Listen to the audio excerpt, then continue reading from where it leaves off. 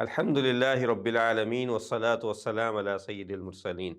اما بعد۔ رمضان کے اختتام پذیر ہونے کے ساتھ ہی نیکیوں کی وہ بہار، وہ مساجد کی رونقیں، وہ قرآن مجید کی تلاوت، وہ قیام اللیل، وہ چیزیں چھوٹنے لگ جاتی ہیں۔ جبکہ رسول کریم صلی اللہ علیہ وسلم نے کیا فرمایا کہ بہترین عمل وہ ہے کہ جس پہ مداومت کی جائے، چاہے وہ تھوڑا ہی کیوں نہ ہو۔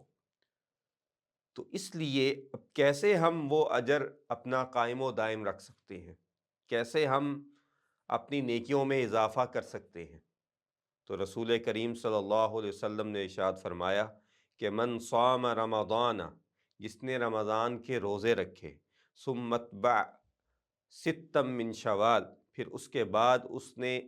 رمضان کے فوری بعد شوال کا جو مہینہ ہے اس میں 6 روزے رکھ لیے، فَكَأَنَّمَا صَامَ الدَّهْرَ كُلَّهُ، تو اس نے گویا پورے سال کے روزے رکھ لیے۔ اور اسی طرح ایک دوسری حدیث میں رسول کریم صلی اللہ علیہ وسلم نے وضاحت فرمائی کہ اللہ تعالیٰ ایک نیکی کے بدلے 10 نیکیاں دیتا ہے، اور ایک مہینے کے روزوں کے بدلے 10 مہینوں کے روزے ہیں، اور اس کے بعد اگر کوئی 6 دن کے شوال میں روزے رکھ لیتا ہے تو گویا اس نے پورے سال کے روزے رکھ لیے ہیں۔ تو اس لیے رمضان کے بعد اگر ہم چاہتے ہیں کہ ہمارا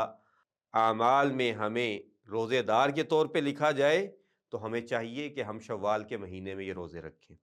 اور اس میں آپ وقفہ کر سکتے ہیں، یعنی ضروری نہیں ہے کہ آپ فوری طور پہ رکھیں، بلکہ آپ اس میں وقفہ کر کے، عید کے دن تو روزہ ویسے رکھنا حرام ہے، باقی 29 یا 28 دنوں میں آپ اپنی سہولت کے مطابق جب چاہیں روزہ رکھ سکتے ہیں۔